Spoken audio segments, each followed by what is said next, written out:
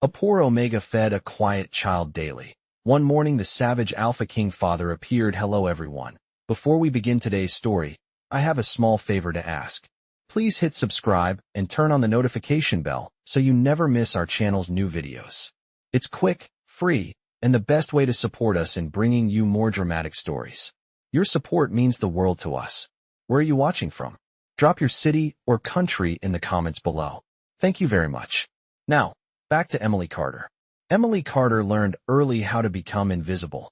In a pack that measured worth by strength and lineage, a poor Omega like her learned to walk softly, speak less, and never ask for more than what was left behind. She lived on the edge of the settlement where the forest pressed close and the mornings smelled of damp earth and wood smoke, sharing a narrow room no wider than 12 feet with a small stove that barely chased away the cold. Each dawn, while others gathered for work assignments or rituals, Emily carried her chores quietly, mending sacks, sweeping storage floors, counting out rations with careful fingers that knew the value of every ounce. That was where she first noticed the child. He sat near the grain shed each morning, small and still, hands folded in his lap, as if he were listening to something no one else could hear. He never begged. He never spoke. His clothes were too thin for the season, and yet he did not shiver. Most people stepped around him as though he were a shadow cast by the building, something the light would eventually erase. Emily tried to do the same at first, telling herself it wasn't her place, that she had barely enough to keep herself fed. But the habit formed anyway. A heel of bread saved from her portion. A cup of warm soup poured carefully so it wouldn't spill. She set the food down, nodded once, and walked away without expecting thanks. Day after day, the routine repeated, quiet as breathing. Sometimes the child would look up, his eyes a pale, thoughtful gray, following her until she disappeared around the corner. Sometimes he wouldn't move at all, as if afraid the world might break if he did. Emily never asked his name. Names carried expectations, and she had learned not to place those on fragile things. She only noticed the small details, the way the animals kept their distance from him, the way the air felt heavier when he was near, like the moment before rain. Whispers began, as they always did. Someone noticed missing bread. Someone else decided Emily was careless or selfish. She heard her name spoken with the same tired contempt she had known all her life, and she lowered her eyes and kept working. Still, every morning, she returned to the shed. The child was always there. One cool morning, as the sun crept over the tree-line and painted the ground in soft gold, Emily paused longer than usual. She knelt to set the food down, and, for the first time, the child reached out. His fingers brushed her sleeve, light as a question. He didn't smile. He didn't speak. But in that small touch, Emily felt something settle, a quiet certainty she couldn't explain. She rose, heart steady, unaware that beyond the trees, something ancient and watchful had turned its attention toward the place where a poor Omega chose kindness when no one was watching. The days that followed settled into a pattern Emily Carter knew too well. Quiet work layered over quiet judgment. But now there was an added weight to each morning because she knew she was being watched. Not by the child, who remained the same steady presence near the grain shed, but by the pack itself, by eyes that counted and measured and decided who deserved what. Emily felt it when she lifted sacks that weighed close to 50 pounds and carried them across the yard, when she scrubbed the storage tables with cold water that numbed her fingers, when she accepted smaller portions without comment because that was what was expected of someone like her. The whispers did not stop. They sharpened. Someone joked that an Omega should not play savior when she could barely save herself. Someone else muttered that feeding a strange child every day was foolish at best and suspicious at worst. Emily heard every word, but she kept her head down and her voice calm, because drawing attention had never ended well for her. Each morning before the sun fully cleared the trees, when the air still hovered around 40 degrees Fahrenheit and her breath fogged faintly, she brought the food anyway. A cup of oats warmed just enough to soften them. A piece of fruit when she could spare it. She set it down in the same place, stepped back, and waited only long enough to be sure the child noticed. Sometimes he nodded, just once. Sometimes he met her eyes, and in that look there was a quiet gratitude that felt heavier than thanks. Emily began to notice other things too, details she could not ignore once they stood out. The child never seemed hungry in the desperate way others did, yet he accepted the food as though it mattered deeply. He never spoke, but he listened, tilting his head slightly when voices rose nearby, as if memorizing the sound of the world. When the packed children ran past laughing, they slowed without understanding why, their play dissolving into unease before they hurried away. Emily told herself there had to be a simple explanation. Children came and went in packs. Hard times scattered families. Silence could be the result of fear. Still, something about him did not fit, and that knowledge settled in her chest like a stone. One afternoon, when the sun sat high and the work yard buzzed with restless energy, an overseer stopped Emily near the ration table. He spoke in a mild voice that did not bother to hide its warning, telling her supplies were tight, telling her she needed to account for every ounce she handled. Emily nodded and agreed, because agreement was safer than defense. As she turned away, she felt a small tug at the hem of her dress. The child stood there, closer than ever before, his hand light but certain. He looked up at her, and for the first time, his lips parted as if he might speak. No sound came, but his eyes held hers with an intensity that made the noise around them fade. Emily crouched instinctively, lowering herself until they were level. "It will be all right," she whispered, unsure why the words came so easily. He studied her face as though committing it to memory, then released her dress and stepped back into his usual stillness. That evening, as Emily walked home along the narrow path that cut between the trees, she sensed a pressure in the air, a watchfulness that raised the fine hairs along her arms. The forest felt closer, the shadows deeper, as if something large had shifted just beyond sight. She paused, listening to the wind move through the branches, and then continued on, unaware that far from the settlement, a presence older than the pack itself had begun to trace the faint, familiar pull of its own blood, leading unerringly toward the quiet Omega, who fed a silent child each day. By the third week, Emily Carter understood that whatever quiet balance had existed was beginning to shift, and the pack felt it too. The mornings grew tense, conversations cutting off when she passed, eyes following her longer than before.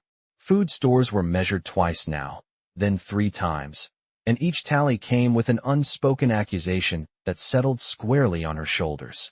Emily did not argue. She adjusted her portions, skipped meals when she had to, and learned how to stretch a single loaf across several days, because that was what survival had taught her. Still, she never stopped bringing something to the child. Each dawn, when the temperature hovered in the mid-40s and dew dampened the ground, she walked the familiar path to the grain shed with steady steps. The child was always there, waiting as if he knew the rhythm of her life better than anyone else. She began to speak to him softly while she worked, not expecting answers, only filling the silence with ordinary things. She told him about the weather, about the way the forest smelled after rain, about how the moon had looked especially bright the night before. He listened, eyes following her mouth as though the sound of her voice mattered more than the words. One morning, as she set down a bowl of porridge, she noticed his hands. They were clean, unmarked, too still for a child who lived outdoors, and when she gently wrapped them around the warm bowl, they felt cool, almost chilled. "You should eat before it gets cold," she murmured. He did not smile, but something in his expression softened, and he lifted the spoon with careful precision, as if this simple act required focus. The moment was interrupted by raised voices near the storage yard. 2 workers argued about shortages, about fairness, about how someone always took more than their share. Emily felt her shoulders tense. She stood slowly, already preparing herself for blame. The child looked up sharply at the sound, his body going rigid in a way that made Emily's breath catch. It was the first time she had seen fear on his face, and it struck her harder than any insult ever had. "It is all right," she said quietly, stepping closer without touching him. "No one will hurt you." The words felt instinctive, protective, and as soon as she spoke them, the air around them seemed to still. The argument nearby faltered, voices dropping, as if an unseen weight pressed down on the space. Emily did not notice right away. She was focused on the child, on the way his shoulders slowly relaxed, on the way he met her gaze and held it. Later that day, the overseer summoned her again. His tone remained polite, but there was an edge now, a warning sharpened by suspicion. He reminded her of rules, of loyalty, of how easily trust could be lost. Emily listened, nodded, and returned to her work with her heart steady but heavy. She knew the pack was close to deciding something about her, and decisions like that rarely favored Omegas without standing. That evening, the forest pressed in closer than before. The wind carried unfamiliar scents, deep and old, and as Emily gathered firewood near her home, she felt that same watchfulness return, stronger now, as if unseen eyes followed her movements from the shadows. She paused, scanning the trees, but saw nothing beyond swaying branches and fading light. Somewhere far away, something answered that feeling, a presence moving with purpose, guided by a bond it could no longer ignore. Emily returned inside, unaware that the quiet child she fed each morning was no longer alone in being watched, and that the kindness she offered without expectation had begun to draw a force that would soon change everything. By the fourth week, Emily Carter could no longer pretend that the quiet strangeness surrounding the child was coincidence, because the signs were beginning to stack too neatly to ignore. It started with the animals. Birds that usually nested near the grain shed had relocated deeper into the trees, and the pack dogs refused to cross an invisible boundary around the place where the child sat each morning. They would stop several feet away, tails low, ears flattened, then turn back with soft whines as if warned by an instinct older than training. Emily noticed how the air itself seemed to behave differently around him. Cooler in the shade, even on mild mornings, heavier with a stillness that made sounds carry farther. One morning, while the sun hovered just above the tree-line and the temperature climbed toward 50 degrees Fahrenheit, Emily brought a small bowl of soup she had saved from the night before. As she knelt, she caught sight of something she had missed until now, a faint, crescent-shaped marking on the inside of the child's wrist, pale against his skin, almost as if moonlight had settled there and refused to fade. Her breath caught, not in fear, but in recognition she did not understand. She had seen similar symbols only in old carvings near the Elder's Hall, worn smooth by time and rarely discussed. When she gently adjusted the child's sleeve, the mark vanished beneath the fabric, and he looked up at her with an expression that felt apologetic, though he still did not speak. Emily swallowed and smiled softly, pretending nothing was wrong. Later that day, the pack gathered for a routine announcement near the central yard. Emily stood at the edge as always, listening while trying to remain unnoticed. The speaker talked about borders, about watch rotations, about rumors of increased movement in the outer forest. At the mention of the forest, Emily felt a familiar pressure settle between her shoulders, the same sensation she had noticed at night near her home. She glanced instinctively toward the trees and thought she saw movement, tall shadows shifting where no one stood. When she looked again, there was nothing, only branches swaying gently in the breeze. The child was not with her then, but she felt certain that whatever watched her was connected to him. That evening, as she prepared her small meal, she realized her supplies were running dangerously low. She counted twice, then a third time, and sighed. Skipping meals had become routine, but hunger was a small price compared to the unease of imagining the child sitting alone with nothing. The next morning, she brought him the last of her bread and a cup of warm water sweetened with a bit of honey she had been saving. He accepted it with the same careful attention, then did something new. He reached out and rested his hand against her wrist, directly over the place where her pulse beat steady and strong. The contact sent a gentle warmth through her arm. Not alarming, but grounding, as if she had been acknowledged in a way words could not manage. Emily froze, then slowly relaxed, letting the moment pass without comment. Nearby, two pack members who had been arguing about rations fell abruptly silent, their expressions shifting from irritation to confusion, as if they had forgotten what they were upset about. Emily noticed, but said nothing. She only knew, with a certainty that settled deep in her chest, that the child was not ordinary, and that the kindness she offered him had tied her to something far larger than her small life. Far beyond the settlement, beneath a sky just beginning to brighten, a powerful presence slowed, then turned fully toward the direction of the pack, drawn by a familiar mark and an unfamiliar name carried on the air, and the distance between father and son began to close. By the time the fifth week arrived, the quiet tension that had been coiling through the pack finally tightened enough to be felt by everyone. and Emily Carter knew before anyone spoke that she had reached the edge of what silence could protect. It began with an announcement posted near the ration store, a neatly written notice listing stricter controls and consequences for misuse. Emily read it once, then again, her stomach sinking as familiar words took on sharper meaning. Accountability, investigation, discipline. Around her, voices murmured, and more than one glance slid her way before quickly looking elsewhere. That morning, she walked to the grain shed more slowly than usual, her steps measured, her breath steady. The child was already there, seated as always, his posture straight, his presence calm in a way that contrasted painfully with the restless energy around them. She set down a smaller portion than before, apologizing under her breath without knowing why she felt the need to. He looked at the bowl, then at her face, and his eyes softened with something that felt like understanding. He shook his head once, a small, deliberate movement, and pushed part of the food back toward her. Emily hesitated, then accepted it, her throat tightening. It was the first time he had ever given anything back. Before she could say anything, a voice cut through the morning air. Someone had noticed them together again. Someone spoke too loudly about fairness, about rules, about how even small kindnesses could become problems when resources ran thin. Emily straightened slowly, already feeling the weight of judgment settle over her shoulders. She did not argue. She did not raise her voice.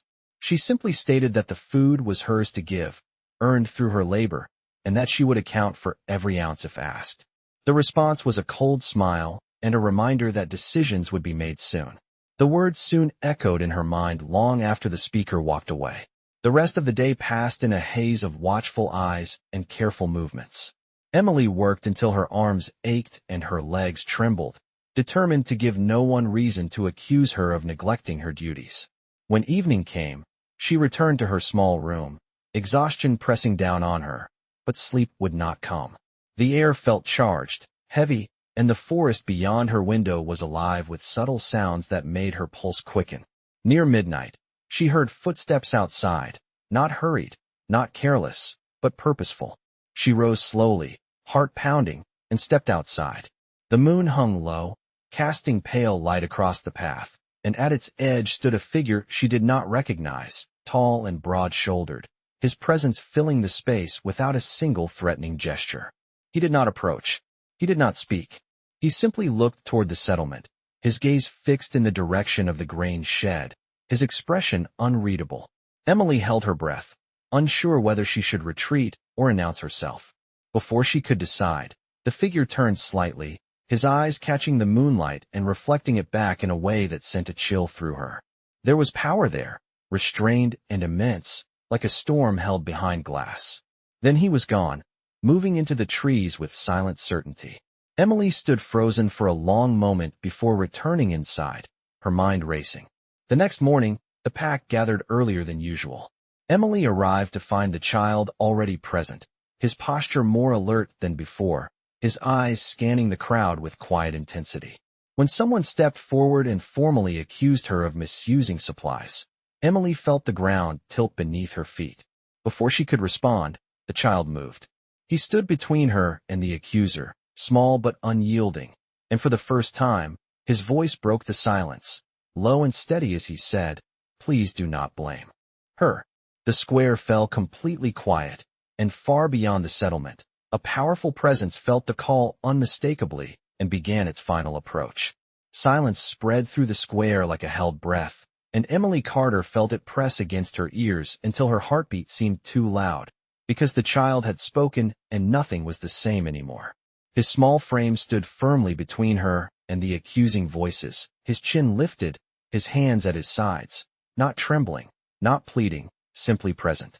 Emily's first instinct was to reach for him, to pull him back, to shield him from consequences she had learned to expect, but her feet would not move.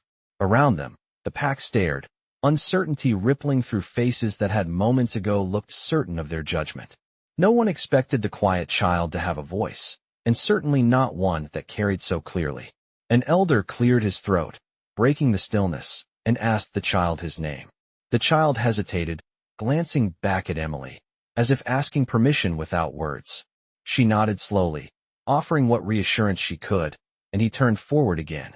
"Noah," he said, softly but distinctly. The sound of his name settled into the air, and Emily felt an inexplicable warmth bloom in her chest, as if something locked had just been opened. The elder frowned, clearly unsettled, and asked how long the child had been with the pack. Noah did not answer right away. His gaze drifted toward the forest, toward the line of trees where shadows seemed deeper than they should have been, and when he spoke again, his words were careful. "Long enough," he said. "Long enough to learn who is kind." Murmurs spread quickly, confusion overtaking accusation, and Emily sensed the shift before she saw it, the way blame began to lose its footing. Someone protested that rules were rules, that resources were finite, but the words lacked conviction now. Emily found her voice at last, steady despite the fear still coiled in her stomach.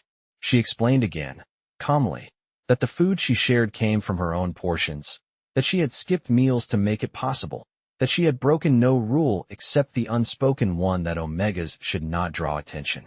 The elder studied her closely, his expression unreadable, then dismissed the gathering with a promise that the matter would be reviewed. The word review carried no comfort, but the immediate danger eased, and people dispersed in uneasy silence. Noah did not move until the square was nearly empty. When he finally turned to Emily, his eyes searched her face, and she realized he was waiting for her reaction more than anything else.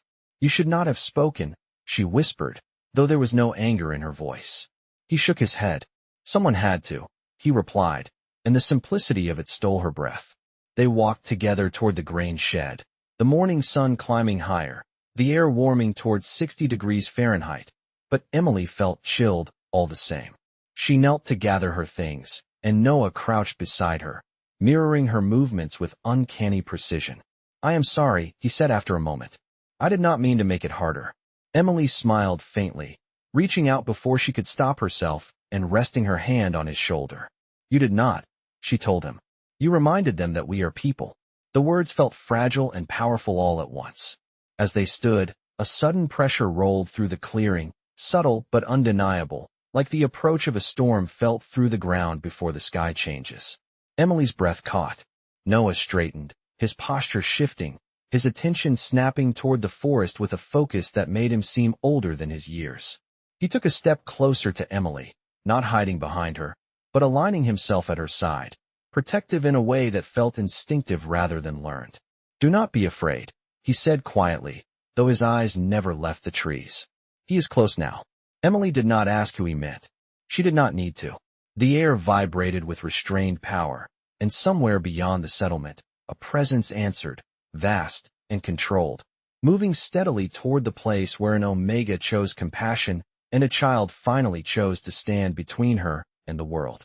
The forest answered before anyone spoke, the sound not a roar or a threat but a deep, resonant hush that rolled through the trees and into the clearing, bending attention the way gravity bends light. And Emily Carter felt it settle into her bones with unmistakable certainty that something final had arrived.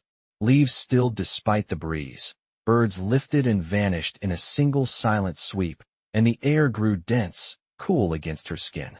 Even as the sun climbed higher, Noah stood very still at her side, his posture calm, his eyes fixed forward with a focus that felt practiced, and when the shadows parted, the figure who emerged did not rush or hesitate, but walked with measured steps that claimed the ground without effort. He was tall, broad-shouldered, dressed simply in dark travel-worn clothing that seemed to absorb the light rather than reflect it, and his presence filled the space with a restrained authority that silenced every murmur before it could form. Emily knew without being told that this was no ordinary alpha, because the pack felt it too, bodies straightening instinctively, breaths held, the unspoken hierarchy rearranging itself in the span of a heartbeat. The man stopped at the edge of the clearing and surveyed the gathering with eyes the color of polished steel, steady and unreadable. Then his gaze found Noah and softened in a way that changed everything.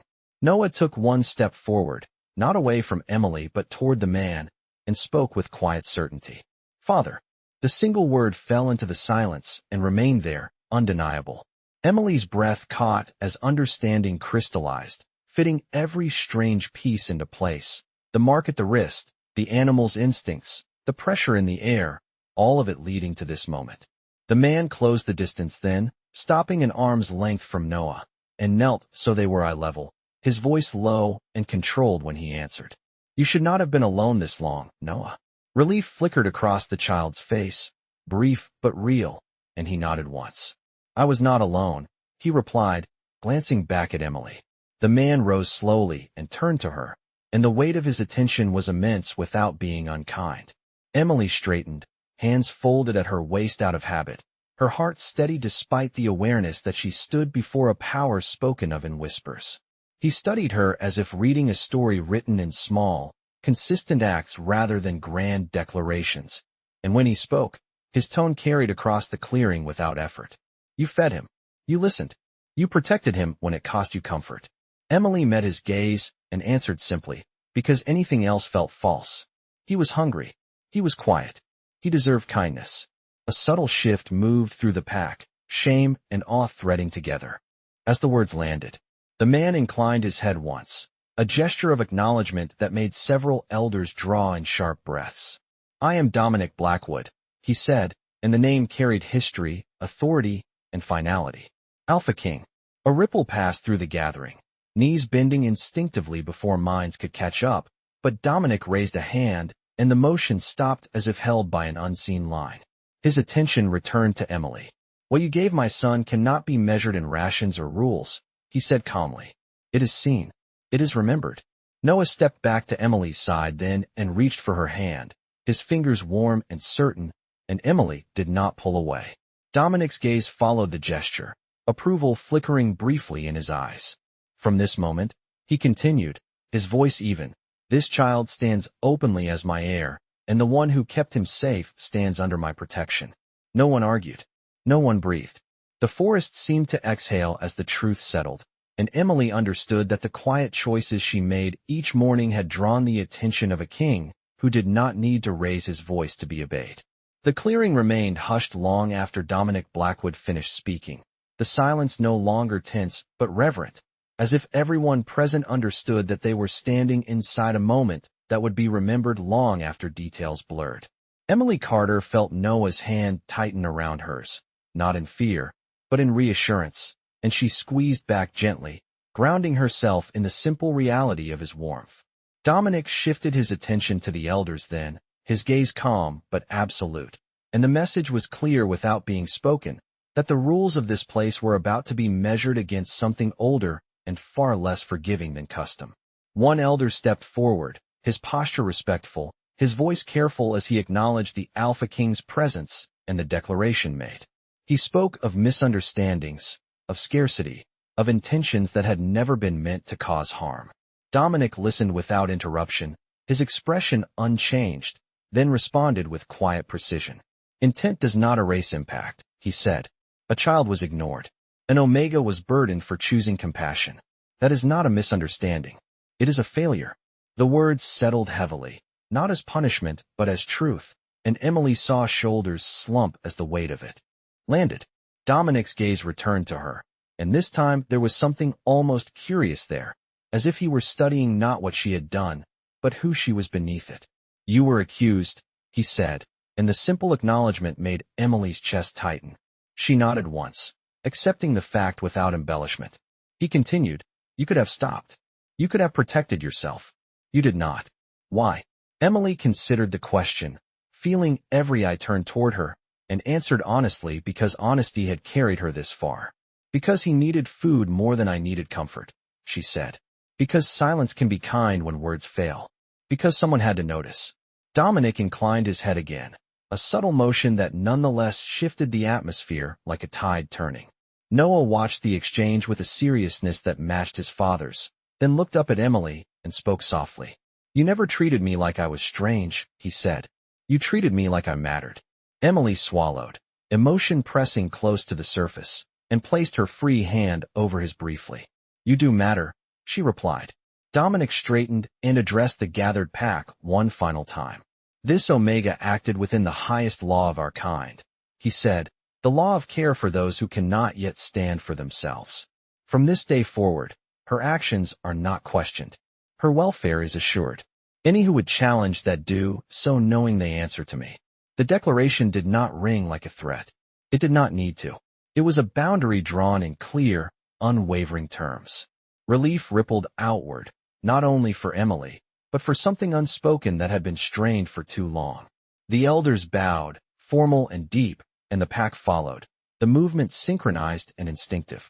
Noah shifted closer to Dominic then, his expression lighter, and Dominic rested a hand briefly on his son's shoulder, the contact understated but meaningful. "We will leave soon," Dominic said to Noah quietly, "but you will choose how you say goodbye."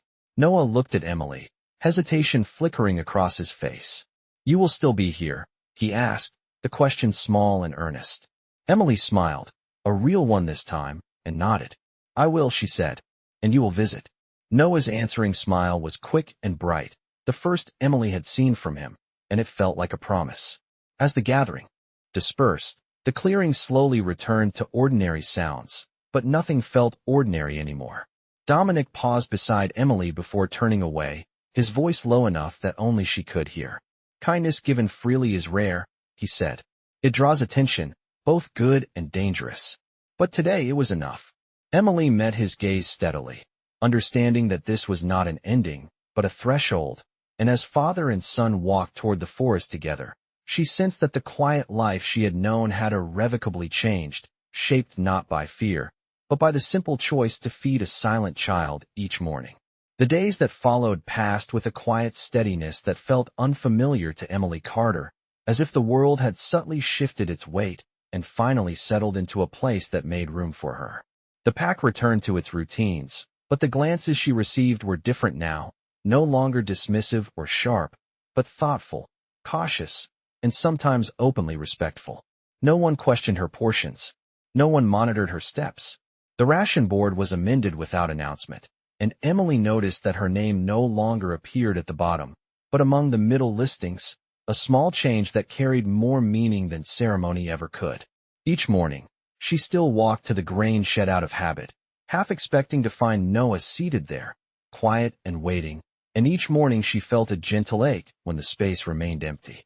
Yet the ache was not lonely. It was warm, like the memory of a fire after it had burned down to embers. One afternoon, as the forest shimmered with late sunlight and the temperature hovered near 70 degrees Fahrenheit, a messenger arrived bearing a simple token wrapped in dark cloth. The elders received it with careful reverence and passed it to Emily without explanation. Inside, she found a small carved charm shaped like a crescent moon, smooth and cool to the touch. No inscription marked it, but when she held it, she felt the same grounding warmth she had felt the day Noah first spoke her name. That evening, as she prepared her meal, Emily sensed the forest watching again, not with tension this time, but with familiarity. She stepped outside and looked toward the trees, and moments later, two figures emerged along the path, one tall and commanding, the other small but confident at his side.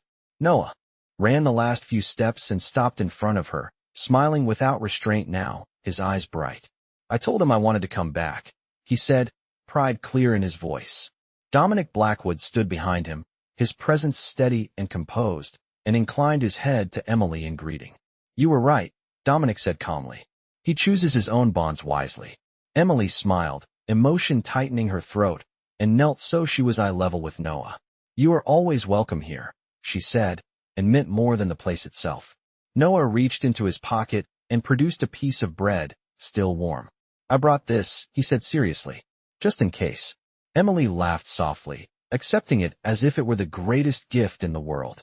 Dominic observed the exchange, something thoughtful passing through his eyes, then spoke with measured clarity. "My son will walk many paths," he said. "Some will be difficult.